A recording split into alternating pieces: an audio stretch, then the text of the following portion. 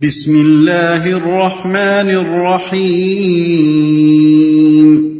شروع اللہ کے نام سے جو رحمان و رحیم ہے۔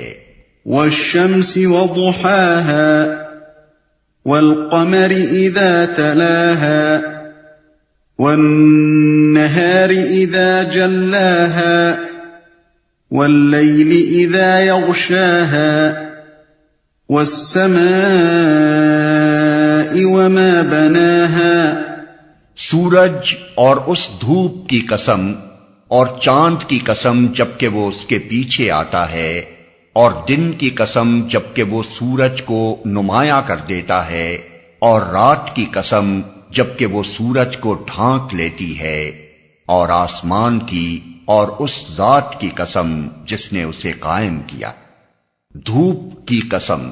اصل میں لفظ ضحیٰ استعمال کیا گیا ہے جو سورج کی روشنی اور اس کی حرارت دونوں پر دلالت کرتا ہے۔ اگرچہ عربی زبان میں اس کے معروف معنی چاشت کے وقت کے ہیں، جبکہ سورج طلوع ہونے کے بعد خاصا بلند ہو جاتا ہے، لیکن جب سورج چڑھتا ہے تو صرف روشنی ہی نہیں دیتا بلکہ گرمی بھی دیتا ہے۔ اس لیے ضحیٰ کا لفظ جب سورج کی طرف منسوب ہو تو اس کا پورا مفہوم اس کی روشنی یا اس کی بدولت نکلنے والے دن کے بجائے اس کی دھوپ ہی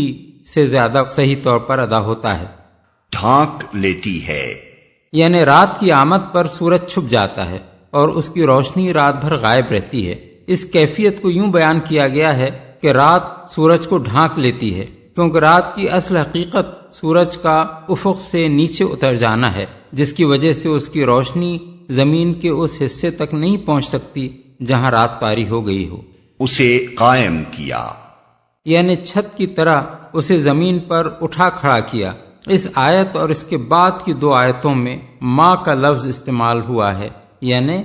ما بناہا اور ما طحاہا اور ما سواہا۔ اس لفظ ما کو مفسرین کے گروہ نے مصدری معنوں میں لیا ہے، اور وہ ان آیتوں کا مطلب یہ بیان کرتے ہیں کہ آسمان اور اس کے قائم کیے جانے کی قسم، زمین اور اس کے بچھائے جانے کی قسم، اور نفس اور اس کے ہموار کیے جانے کی قسم۔ لیکن یہ معنی اس لیے درست نہیں ہے کہ ان تین فقروں کے بعد یہ فقرہ کہ پھر اس کی بدی اور اس کی پرہیزگاری اس پر الہام کر دی، اس سلسلہ کلام کے ساتھ ٹھیک نہیں بیٹھتا۔ دوسرے مفسرین نے یہاں ما کو من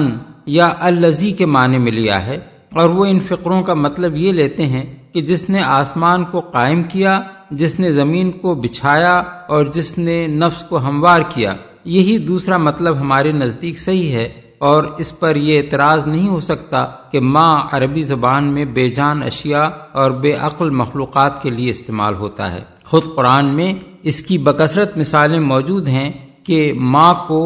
من کے معنی میں استعمال کیا گیا ہے۔ مثلا وَلَا أَنْتُمْ عَابِدُونَ مَا أَعْبُدُ، یعنی اور نہ تم اس کی عبادت کرنے والے ہو جس کی میں عبادت کرتا ہوں۔ فَانْكَحُوا مَا طَابَ لَكُم مِّنَ النِّسَاءِ، یعنی پس عورتوں میں سے جو تمہیں پسند آئیں ان سے نکاح کر لو۔ وَلَا تَنْكِحُوا مَا نَكَحَ آبَاؤُكُم مِّنَ النِّسَاءِ، یعنی اور جن عورتوں سے تمہارے باپوں نے نکاح کیا ہو ان سے نکاح نہ کرو۔ وَالْأَرْضِ وَمَا طَحَاهَا وَنَفْسٍ وَمَا سَوَّاهَا فَأَلْهَمَهَا فُجُورَهَا وَتَقْوَاهَا قَدْ أَفْلَحَ مَن زَكَّاهَا وَقَدْ خَابَ مَن دَسَّاهَا۔ اور زمین کی اور اس ذات کی قسم جس نے اسے بچھایا، اور نفس انسانی کی اور اس ذات کی قسم جس نے اسے ہموار کیا، پھر اس کی بدی اور اس کی پرہیزگاری اس پر الہام کر دی۔ یقیناً فلاح پا گیا وہ جس نے نفس کا تزکیہ کیا، اور نامراد ہوا وہ جس نے اس کو دبا دیا، جس نے اسے ہموار کیا۔ ہموار کرنے سے مراد یہ ہے کہ اس کو ایسا جسم عطا کیا جو اپنے قامت راست اور اپنے ہاتھ پاؤں اور اپنے دماغ کے اعتبار سے انسان کی سی زندگی بسر کرنے کے لیے موزوں ترین تھا۔ اس کو دیکھنے، سننے، چھونے، چکھنے اور سونگنے کے ایسے حواس عطا کیے جو اپنے تناسب اور اپنی خصوصیات کی بنا پر اس کے لیے بہترین ذریعہ علم بن سکتے تھے۔ اس کو قوت عقل و فکر، قوت استدلال و استنباط، قوت خیال، قوت حافظہ، قوت تمیز، قوت فیصلہ، قوت ارادی اور دوسری ایسی ذہنی قوتیں عطا کیں جن کی بدولت وہ دنیا میں اس کام کے قابل ہوا جو انسان کے کرنے کا ہے۔ اس کے علاوہ ہموار کرنے میں یہ مفہوم بھی شامل ہے کہ اسے پیدائشی گناہگار اور جبلی بدماش بنا کر نہیں بلکہ راست اور سیدھی فطرت پہ پیدا کیا، اور اس کی ساخت میں کوئی خلقی کجی نہیں رکھ دی کہ وہ سیدھی راہ اختیار کرنا چاہے بھی تو نہ کر سکے۔ یہی بات ہے جسے سورہ روم میں بئیں الفاظ بیان کیا گیا ہے کہ فطرت اللہ التی فطر الناس علیہا، یعنی قائم ہو جاؤ اس فطرت پر جس پر اللہ تعالیٰ نے انسانوں کو پیدا کیا ہے، آیت 30۔ اور اسی بات کو نبی صلی اللہ علیہ وسلم نے ایک حدیث میں یوں بیان فرمایا ہے کہ کوئی بچہ ایسا نہیں ہے جو فطرت کے سوا کسی اور چیز پر پیدا ہوتا ہو، پھر اس کے ماں باپ اسے یہودی یا نصرانی یا مجوسی بنا دیتے ہیں۔ یہ ایسا ہی ہے جیسے جانور کے پیٹ سے پورا کا پورا صحیح و سالم بچہ پیدا ہوتا ہے، کیا تم ان میں کسی کا کان کٹا ہوا پاتے ہو؟ بحوالہ بخاری و مسلم۔ یعنی یہ مشرکین ہیں جو بعد میں اپنے اوہام جاہلیت کی بنا پر جانوروں کے کان کاٹتے ہیں، ورنہ خدا کسی جانور کو ماں کے پیٹ سے کٹے ہوئے کان لے کر پیدا نہیں کرتا۔ ایک اور حدیث میں حضور کا ارشاد ہے، میرا رب فرماتا ہے کہ میں نے اپنے تمام بندوں کو حنیف یعنی صحیح الفطرت پیدا کیا تھا، پھر شیاطین نے آ کر ان کو ان کے دین یعنی ان کے فطری دین سے گمراہ کر دیا اور ان پر وہ چیزیں حرام کر دیں جو میں نے ان کے لیے حلال کی تھیں، اور ان کو حکم دیا کہ میرے ساتھ ان کو شریک کریں جن کے شریک ہونے پر میں نے کوئی دلیل نازل نہیں کی۔ بحوالہ مسند احمد۔ مسلم نے بھی اس سے ملتے جلتے الفاظ میں حضور کا یہ ارشاد نقل کیا ہے، الہام کر دی۔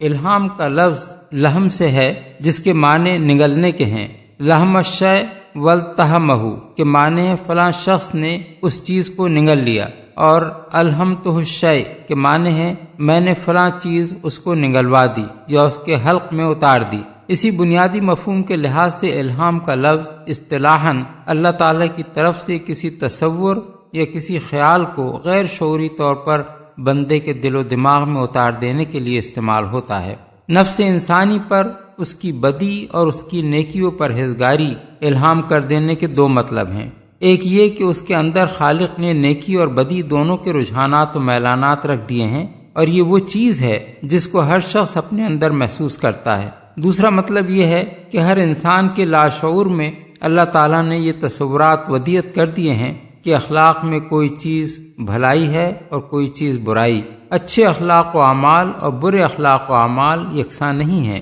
فجور یعنی بد کرداری ایک قبیح چیز ہے اور تقوی یعنی برائیوں سے اجتناب ایک اچھی چیز۔ یہ تصورات انسان کے لیے اجنبی نہیں ہیں بلکہ اس کی فطرت ان سے آشنا ہے، اور خالق نے برے اور بھلے کی تمیز پیدائشی طور پر اس کو عطا کر دی ہے۔ یہی بات سورہ بلد میں فرمائی گئی ہے کہ وَهَدَيْنَاهُ النَّجْدَيْنِ، یعنی اور ہم نے اس کو خیر و شر کے دونوں نمایاں راستے دکھا دیے، آیت 10۔ اسی کو سورہ دہر میں یوں بیان کیا گیا ہے، إِنَّا هَدَيْنَاهُ السَّبِيلَ إِمَّا شَاكِرًا وَإِمَّا كَفُورًا، ہم نے اس کو راستہ دکھا دیا خواہ شاکر بن کر رہے یا کافر، آیت 3۔ اور اسی بات کو سورہ قیامہ میں اس طرح بیان کیا گیا ہے کہ انسان کے اندر ایک نفس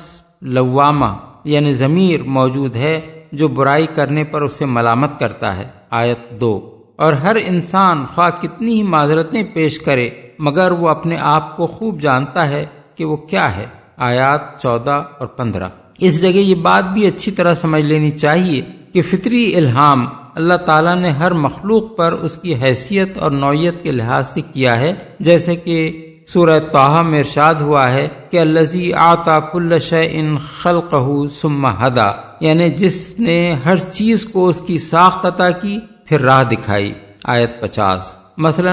حیوانات کی ہر نوع کو اس کی ضروریات کے مطابق الہامی علم دیا گیا ہے، جس کی بنا پر مچھلی کو آپ سے آپ تیرنا، پرندے کو اڑنا، شہد کی مکھی کو چھتا بنانا اور بے کو گھونسلہ تیار کرنا آ جاتا ہے۔ انسان کو بھی اس کی مختلف حیثیتوں کے لحاظ سے الگ الگ قسم کے الہامی علوم دیے گئے ہیں۔ انسان کی ایک حیثیت یہ ہے کہ وہ ایک حیوانی وجود ہے، اور اس حیثیت سے جو الہامی علم اس کو دیا گیا ہے اس کی ایک نمایاں ترین مثال بچے کا پیدا ہوتے ہی ماں کا دودھ چوسنا ہے، جس کی تعلیم اگر خدا نے فطری طور پر اسے نہ دی ہوتی تو کوئی اسے یہ فن نہ سکھا سکتا تھا۔ اس کی دوسری حیثیت یہ ہے کہ وہ ایک عقلی وجود ہے۔ اس حیثیت سے خدا نے انسان کی آفرینش کے آغاز سے مسلسل اس کو الہامی رہنمائی دی ہے، جس کی بدولت وہ پے در پے اکتشافات اور ایجادات کر کے تمدن میں ترقی کرتا رہا ہے۔ ان ایجادات و اکتشافات کی تاریخ کا جو شخص بھی مطالعہ کرے گا وہ محسوس کرے گا کہ ان میں سے شاید ہی کوئی ایسی ہو جو محض انسانی فکر و کاوش کا نتیجہ ہو، ورنہ ہر ایک کی ابتدا اسی طرح ہوئی ہے کہ یکایک کسی شخص کے ذہن میں ایک بات آ گئی اور اس کی بدولت اس نے کسی چیز کا اکتشاف کیا یا کوئی چیز ایجاد کر لی۔ ان دونوں حیثیتوں کے علاوہ انسان کی ایک اور حیثیت یہ ہے کہ وہ ایک اخلاقی وجود ہے، اور اس حیثیت سے بھی اللہ تعالیٰ نے اسے خیر و شر کا امتیاز اور خیر کے خیر اور شر کے شر ہونے کا احساس الہامی طور پر عطا کیا ہے۔ یہ امتیاز و احساس ایک عالمگیر حقیقت ہے جس کی بنا پر دنیا میں کبھی کوئی انسانی معاشرہ خیر و شر کے تصورات سے خالی نہیں رہا ہے، اور کوئی ایسا معاشرہ نہ تاریخ میں کبھی پایا گیا ہے نہ اب پایا جاتا ہے جس کے نظام میں بھلائی اور برائی پر جزا اور سزا کی کوئی نہ کوئی صورت اختیار نہ کی گئی ہو۔ اس چیز کا ہر زمانے، ہر جگہ اور ہر مرحلہ تہذیب و تمدن میں پایا جانا اس کے فطری ہونے کا صریح ثبوت ہے، اور مزید برآں یہ اس بات کا ثبوت بھی ہے کہ ایک خالق حکیم و دانا نے اسے انسان کی فطرت میں ودیت کیا ہے، کیونکہ جن اجزاء سے انسان مرکب ہے اور جن قوانین کے تحت دنیا کا مادی نظام چل رہا ہے ان کے اندر کہیں اخلاق کے ماخذ کی نشاندہی نہیں کی جا سکتی۔ جس نے اس کو دبا دیا، یہ ہے وہ بات جس پر ان چیزوں کی قسم کھائی گئی ہے جو اوپر کی آیات میں مذکور ہوئی ہیں۔ اب غور کیجئے کہ وہ چیزیں اس پر کس طرح دلالت کرتی ہیں۔ قرآن میں اللہ تعالیٰ کا قاعدہ یہ ہے کہ جن حقائق کو وہ انسان کے ذہن نشین کرانا چاہتا ہے ان کی شہادت میں وہ سامنے کی چند ایسی نمایاں ترین چیزوں کو پیش کرتا ہے جو ہر آدمی کو اپنے گرد و پیش کی دنیا میں یا خود اپنے وجود میں نظر آتی ہیں۔ اسی قاعدے کے مطابق یہاں دو چیزوں کو ایک دوسرے کے مقابلے میں پیش کیا گیا ہے جو ایک دوسرے سے متضاد ہیں، اس لیے ان کے آثار اور نتائج بھی یکساں نہیں ہیں بلکہ لازماً ایک دوسرے سے مختلف ہیں۔ ایک طرف سورج ہے اور دوسری طرف چاند۔ سورج کی روشنی نہایت تیز ہے، اس میں گرمی بھی ہے، اس کے مقابلے میں چاند اپنی کوئی روشنی نہیں رکھتا۔ سورج کی موجودگی میں وہ آسمان پر موجود بھی ہو تو بے نور ہوتا ہے، وہ اس وقت چمکتا ہے جب سورج چھپ جائے، اور اس وقت بھی اس کی روشنی نہ اتنی تیز ہوتی ہے کہ رات کو دن بنا دے، نہ اس میں کوئی گرمی ہوتی ہے کہ وہ کام کر سکے جو سورج کی گرمی کرتی ہے، لیکن اس کے اپنے کچھ اثرات ہیں جو سورج کے اثرات سے بالکل مختلف ہوتے ہیں۔ اسی طرح ایک طرف دن ہے اور دوسری طرف رات، دونوں ایک دوسرے کی ضد ہیں، دونوں کے اثرات اور نتائج باہم اس قدر مختلف ہیں کہ کوئی ان کو یکساں نہیں کہہ سکتا، حتیٰ کہ ایک بے وقوف سے بے وقوف آدمی کے لیے بھی یہ کہنا ممکن نہیں ہے کہ رات ہوئی تو کیا اور دن ہوا تو کیا، کسی سے کوئی فرق نہیں پڑتا۔ اسی طرح ایک طرف آسمان ہے جسے خالق نے بلند اٹھایا ہے، اور دوسری طرف زمین ہے جسے پیدا کرنے والے نے آسمان کے نیچے فرش کی طرح بچھا دیا ہے۔ دونوں اگرچہ ایک ہی کائنات اور اس کے نظام اور اس کی مصلحتوں کی خدمت کر رہے ہیں، لیکن دونوں کے کام اور ان کے اثرات و نتائج میں زمین و آسمان کا فرق ہے۔ ان آفاقی شہادتوں کو پیش کرنے کے بعد خود انسان کے اپنے نفس کو لیا گیا ہے اور بتایا گیا ہے کہ اسے اعضاء اور حواس اور ذہنی قوتوں کے متناسب امتزاج سے ہموار کر کے خالق نے اس کے اندر بھلائی اور برائی دونوں کے میلانات، رجحانات اور محرکات رکھ دیے ہیں جو ایک دوسرے کی ضد ہیں، اور الہامی طور پر اسے ان دونوں کا فرق سمجھا دیا ہے کہ ایک فجور ہے اور وہ بری چیز ہے، اور دوسرا تقویٰ ہے اور وہ اچھی چیز۔ اب اگر سورج اور چاند، دن اور رات، زمین اور آسمان یکساں نہیں ہیں بلکہ ان کے اثرات اور نتائج ایک دوسرے سے لازماً مختلف ہیں، تو نفس کا فجور اور تقویٰ دونوں ایک دوسرے کی ضد ہونے کے باوجود یکساں کیسے ہو سکتے ہیں؟ انسان خود اس دنیا میں بھی نیکی اور بدی کو یکساں نہیں سمجھتا اور نہیں مانتا، خواہ اس نے اپنے بنائے ہوئے فلسفوں کی روح سے خیر و شر کے کچھ بھی معیار تجویز کر لیے ہوں۔ بہرحال جس چیز کو بھی وہ نیکی سمجھتا ہے اس کے متعلق وہ یہ رائے رکھتا ہے کہ وہ قابل قدر ہے، تعریف اور صلے اور انعام کی مستحق ہے، بخلاف اس کے جس چیز کو بھی وہ بدی سمجھتا ہے اس کے بارے میں اس کی اپنی بے لاگ رائے یہ ہے کہ وہ مذمت اور سزا کی مستحق ہے، لیکن اصل فیصلہ انسان کے ہاتھ میں نہیں ہے بلکہ اس خالق کے ہاتھ میں ہے جس نے انسان کا فجور اور تقوی اس پر الہام کیا ہے۔ فجور وہی ہے جو خالق کے نزدیک فجور ہے، اور تقوی وہی ہے جو اس کے نزدیک تقوی ہے۔ خالق کے ہاں ان دونوں کے دو الگ نتائج ہیں، ایک کا نتیجہ یہ ہے کہ جو اپنے نفس کا تزکیہ کرے وہ فلاح پائے، اور دوسرے کا نتیجہ یہ ہے کہ جو اپنے نفس کو دبا دے وہ نامراد ہو۔ تزکیے کے معنی ہیں پاک کرنا، ابھارنا اور نشو و نما دینا۔ سیاق و سباق سے اس کا صاف مطلب یہ ہے کہ جو اپنے نفس کو فجور سے پاک کرے، اس کو ابھار کر تقوی کی بلندی پر لے جائے اور اس کے اندر بھلائی کو نشو و نما دے، وہ فلاح پائے گا۔ اس کے مقابلے میں دساہا کا لفظ استعمال کیا گیا ہے جس کا مصدر تصدیہ ہے۔ تصدیہ کے معنی دبانے، چھپانے، اغوا کرنے اور گمراہ کر دینے کے ہیں۔ سیاق و سباق سے اس کا مطلب بھی واضح ہو جاتا ہے کہ وہ شخص نامراد ہوگا جو اپنے نفس کے اندر پائے جانے والے نیکی کے رجحانات کو ابھارنے اور نشو و نما دینے کے بجائے ان کو دبا دے، اس کو بہکا کر برائی کے رجحانات کی طرف لے جائے اور فجور کو اس پر اتنا غالب کر دے کہ تقوی اس کے نیچے اس طرح چھپ کر رہ جائے جیسے ایک لاش قبر پر مٹی ڈال دینے کے بعد چھپ جاتی ہے۔ بعض مفسرین نے اس آیت کے معنی یہ بیان کیے ہیں کہ قد افلح من زکی اللہ نفسہ وقد خاب من دس اللہ نفسہ، یعنی فلاح پا گیا وہ جس کے نفس کو اللہ نے پاک کر دیا، اور نامراد ہوا وہ جس کے نفس کو اللہ نے دبا دیا۔ لیکن یہ تفسیر اول تو زبان کے لحاظ سے قرآن کے طرز بیان کے خلاف ہے، کیونکہ اگر اللہ تعالیٰ کو یہی بات کہنی مقصود ہوتی تو وہ یوں فرماتا کہ قد افلحت من زکاہ اللہ وقد خابت من دساہ اللہ، یعنی فلاح پا گیا وہ نفس جس کو اللہ نے پاک کر دیا، اور نامراد ہو گیا وہ نفس جس کو اللہ نے دبا دیا۔ دوسرے یہ تفسیر اسی موضوع پر قرآن کے دوسرے بیانات سے ٹکراتی ہے۔ سورہ اعلیٰ میں اللہ تعالیٰ کا ارشاد ہے قد افلح من تزکا، یعنی فلاح پا گیا وہ جس نے پاکیزگی اختیار کی، آیت 14۔ سورہ عبسہ میں اللہ تعالیٰ نے رسول اللہ صلی اللہ علیہ وسلم کو خطاب کر کے فرمایا وما علیک الا یزکا، یعنی اور تم پر کیا ذمہ داری ہے اگر وہ پاکیزگی نہ اختیار کرے۔ ان دونوں آیتوں میں پاکیزگی اختیار کرنا بندے کا فعل قرار دیا گیا ہے۔ اس کے علاوہ قرآن میں جگہ جگہ یہ حقیقت بیان کی گئی ہے کہ اس دنیا میں انسان کا امتحان لیا جا رہا ہے۔ مثلا سورہ دہر میں فرمایا ہم نے انسان کو ایک مخلوط نطفے سے پیدا کیا تاکہ اس کی آزمائش کریں، اسی لیے اسے ہم نے سمیع و بصیر بنایا، آیت 2۔ اور سورہ ملک میں فرمایا جس نے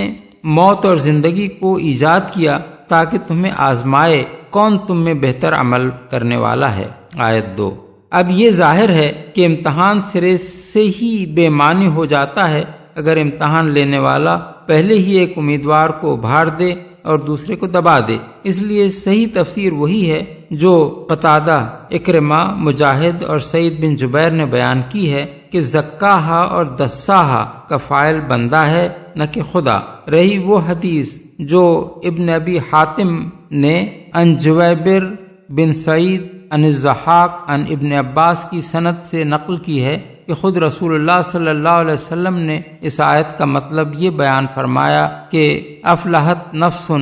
زکاہ اللہ عز وجل، یعنی فلاح پا گیا وہ نفس جس کو اللہ عز وجل نے پاک کر دیا۔ تو یہ ارشاد در حقیقت حضور سے ثابت نہیں ہے، کیونکہ اس کی سند میں جویبر متروک الحدیث ہے اور ابن عباس سے ضحاک کی ملاقات نہیں ہوئی ہے۔ البتہ وہ حدیث صحیح ہے جو امام احمد، مسلم، نسائی اور ابن ابی شیبہ نے حضرت زید بن ارقم سے روایت کی ہے کہ حضور یہ دعا مانگا کرتے تھے کہ اللہم آت نفسی تقواہا وزکھا انت خیر من زکاہا انت ولیہا و مولاہا، یعنی خدایا میرے نفس کو اس کا تقوی عطا کر اور اس کو پاکیزہ کر، تو ہی وہ بہتر ہستی ہے جو اس کو پاکیزہ کرے، تو ہی اس کا سرپرست اور مولا ہے۔ اسی سے ملتے جلتے الفاظ میں حضور کی یہ دعا حضرت عبداللہ بن عباس سے طبرانی، ابن مردوہ اور ابن المنذر نے اور حضرت عائشہ سے امام احمد نے نقل کی ہے۔ اس کا مطلب در حقیقت یہ ہے کہ بندہ تو صرف تقوی اور تزکیہ کی خواہش اور طلب ہی کر سکتا ہے، رہا اس کا نصیب ہو جانا تو بہرحال اللہ ہی کی توفیق پر منحصر ہے، اور یہی حال تزکیہ کا بھی ہے۔ اللہ زبردستی کسی کے نفس کو نہیں دباتا، مگر جب بندہ اس پر تل جائے تو اللہ تعالیٰ اسے تقوی اور تزکیہ کی توفیق سے محروم کر دیتا ہے اور اسے چھوڑ دیتا ہے کہ اپنے نفس کو جس گندگی کے ڈھیر میں دبانا چاہے دبا دے۔ كذبت ثمود بطغواها إذ انبعث أشقاها فقال لهم رسول الله ناقة الله وسقياها۔ سمود نے اپنی سرکشی کی بنا پر جھٹلایا۔ جب اس قوم کا سب سے زیادہ شقی آدمی بپھر کر اٹھا تو اللہ کے رسول نے ان لوگوں سے کہا کہ خبردار اللہ کی اونٹنی کو ہاتھ نہ لگانا اور اس کے پانی پینے میں مانے نہ ہونا۔ سمود نے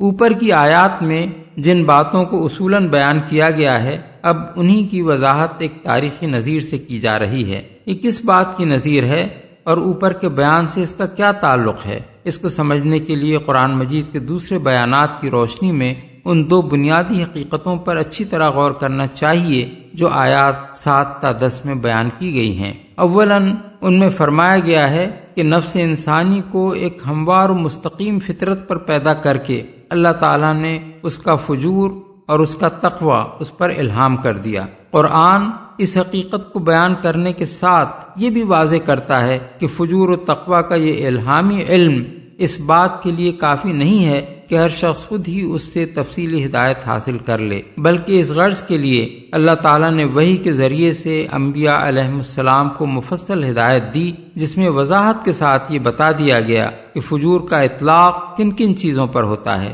جن سے بچنا چاہیے، اور تقوی کس چیز کا نام ہے اور وہ کیسے حاصل ہوتا ہے۔ اگر انسان وحی کے ذریعے سے آنے والی اس واضح ہدایت کو قبول نہ کرے تو وہ نہ فجور سے بچ سکتا ہے نہ تقوی کا راستہ پا سکتا ہے۔ ثانیاً ان آیات میں فرمایا گیا ہے کہ جزا اور سزا وہ لازمی نتائج ہیں جو فجور اور تقوی میں سے کسی ایک کے اختیار کرنے پر مترتب ہوتے ہیں۔ نفس کو فجور سے پاک کرنے اور تقوی سے ترقی دینے کا نتیجہ فلاح ہے، اور اس کے اچھے رجحانات کو دبا کر فجور میں غرق کر دینے کا نتیجہ نامرادی اور ہلاکت و بربادی۔ اسی بات کو سمجھانے کے لیے ایک تاریخی نظیر پیش کی جا رہی ہے، اور اس کے لیے سمود کی قوم کو بطور نمونہ لیا گیا ہے، کیونکہ پچھلی تباہ شدہ قوموں میں سے جس قوم کا علاقہ اہل مکہ سے قریب ترین تھا وہ یہی تھی۔ شمالی حجاز میں اس کے تاریخی آثار موجود تھے جن سے اہل مکہ شام کی طرف اپنے تجارتی سفروں میں